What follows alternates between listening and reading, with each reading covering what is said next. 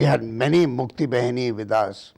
The idea was that we'd cut the road going north-south from Rangpur to Bogra. And if you, northeast of Bangladesh then. It was part of 16 Infantry Division of the Pakistan Army, commanded by Major General Nazir Hussain Shah, who had done the Command and General Staff College at Fort Leavenworth, which I went to do later, many years ago. But that's a different story.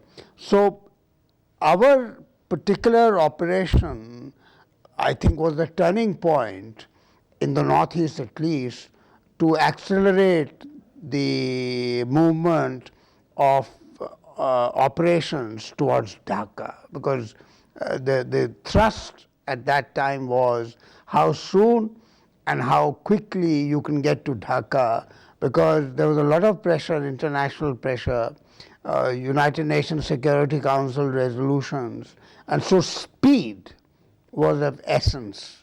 And the casualties that we suffered were secondary to the speed.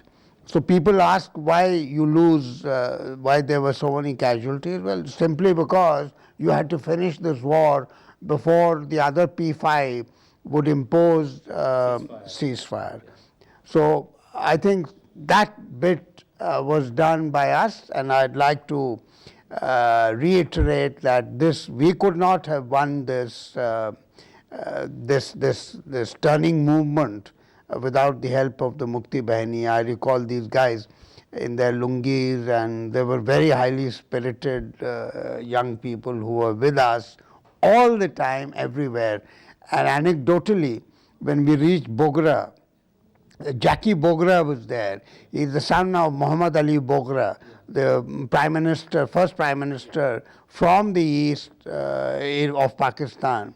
And he was scared to hell because the Mukti Bahini had surrounded his so-called palace. He wanted some local protection, which we provided. He wanted some spirits which he could drink to reinforce his confidence, which we also provided.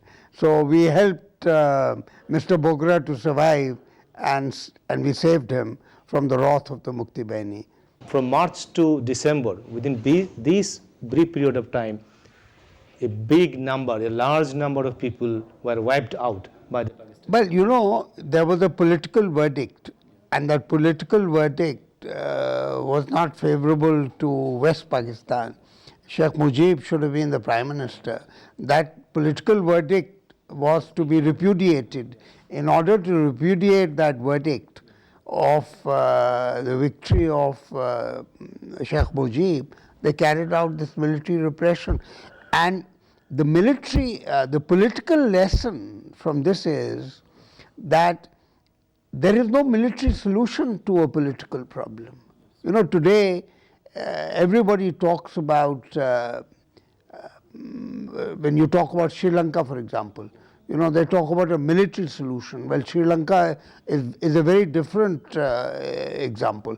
But I think what the creation of Bangladesh demonstrates is that if you do not respect the political will of the people, if the people are not with you, then there's no way you can sustain a brutal military regime. And that's a lesson, unfortunately, that the military of Pakistan has not learned.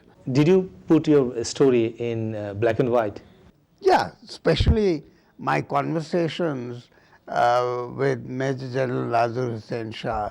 There was a little book which I produced couple of years ago, which talked about how the war was lost. আমাদের সাথে আছেন এখন brigadier general Raghubir Singh, যিনি আমাদের মুক্তিযুদ্ধে সশস্ত্র সংগ্রামে অবতীর্ণ হয়েছিলেন। আমরা এবার তার সাথে কথা বলছি। When did you join our liberation war?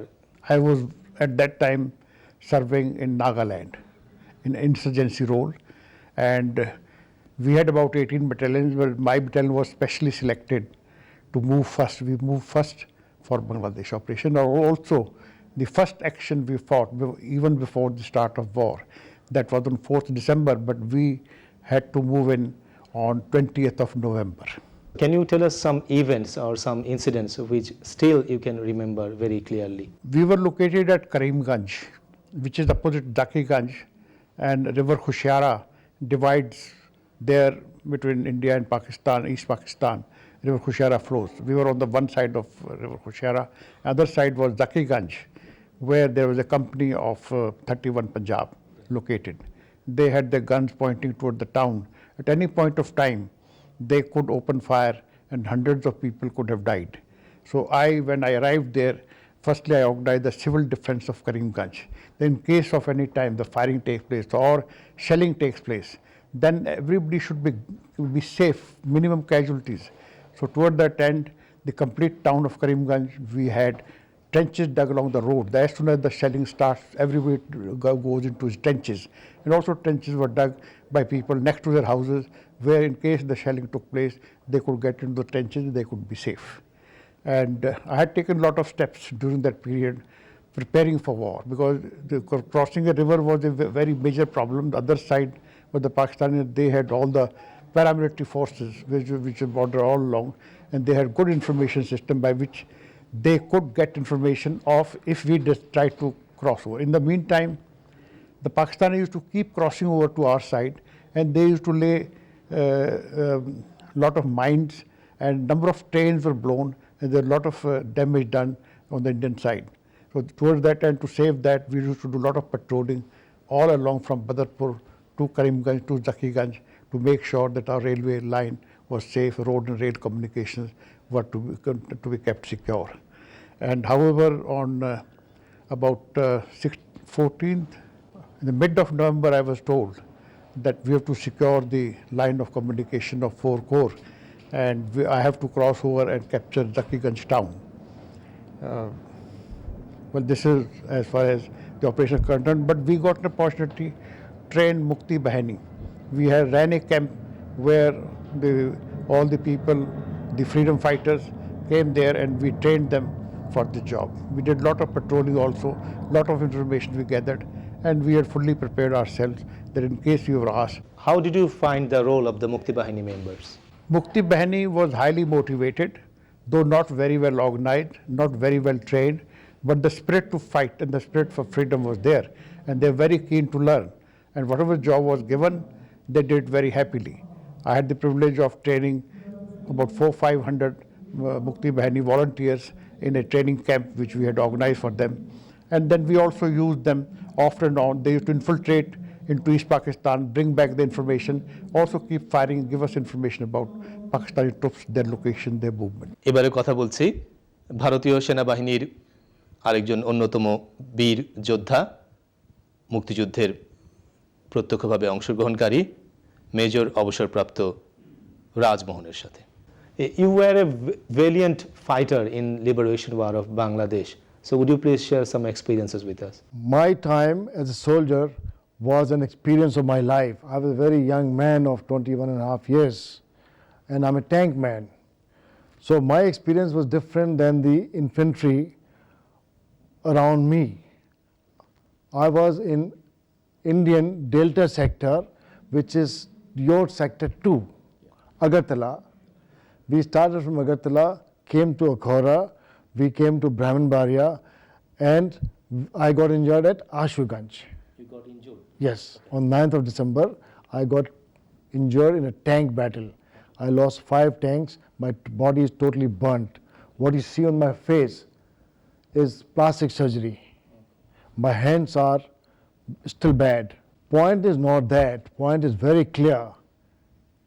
40 years have passed, but not a day in my life goes without remembering those times, those days where the humanity suffered by another humanity. Who made them suffer? Another humanity. What kind of world we are living in? Children, women, frail men, they cannot fight a battle. They don't have a gun. You have a gun. As a Baluchi, as a Punjabi, you can do anything. Your aim to control a population by gun itself is very abhorrent to me in my own personal ideas. but war had to be fought. I just gave you incidents. Should I give the incidents again? This Ted Kennedy? As I was recounting to you, Edward Kennedy wanted to come to Bangladesh. He was a senator. He was John Kennedy's brother. He was a very humane person. He wanted to come and see the genocide in East Bengal that time. Yahya Khan did not give him visa. He didn't want to go back. So Government of India gave him visa and he came to Agartala. That's the time when one of my tanks had toppled and two of my men were injured very badly. They were in the hospital. There was no military hospital. He came to the intensive care unit, which was one part was only for ladies and women. He stood there. And my eyes go back to the time. I'm seeing him standing there. I am looking at him, a huge, handsome figure. And he looks around, he starts crying. Why he was crying? He was crying because the atrocities he saw were the students of Jagannath Hall of your university. Girl students who were maimed, injured, tortured, they were lying there. Which father, which mother, which brother can see that? That kind of atrocity, the blood boils. He cried. He cried. I also started crying. The doctor cried. I thought we'll have a camera. I didn't have a camera. There was no cameraman. Fortunately, the doctor had a camera. He took a photograph. And that photograph is still available. Now, when you find these kind of things happening, then your blood boils. You people are the direct descendants of the freedom fighters themselves. I can well imagine how much your blood will boil when you find your own family is outraged. This is my soldier's experience, one of them, which took place. সুপ্রিয় দর্শক, শুনছিলাম ভারতীয় সেনা সদস্যদের কথা, তাদের মুখ থেকে আমাদের মহান মুক্তিযুদ্ধের অমূল্য কিছু ঘটনা। তারা বলেছেন তাদের নিজেদের অভিজ্ঞতার কথা, যেখানে রয়েছে শোকের চিহ্ন, যেখানে রয়েছে বীরত্বের চিহ্ন, যেখানে রয়েছে পাকিস্তানি সেনাবাহিনী কর্তৃক বাংলাদেশে নির্যাতনের কাহিনী। তারা এমন সুন্দর করে বলেছেন যে হয়তো বন্ধু পরিবর্তন করা যায়, কিন্তু প্রতিবেশী পরিবর্তন করা যায় না। প্রতিবেশী দেশ হিসেবে ভারত সেই ভূমিকায় পালন করেছিল বাংলাদেশের মহান মুক্তিযুদ্ধে। তাদের এই বীরত্বের কথা, তাদের এই বন্ধুভাবাপন্ন মনোভাব নিয়ে আমরা এগিয়ে যেতে চাই সোনার বাংলাদেশ গড়ার দিকে। আপনাদের সকলকে অনেক ধন্যবাদ।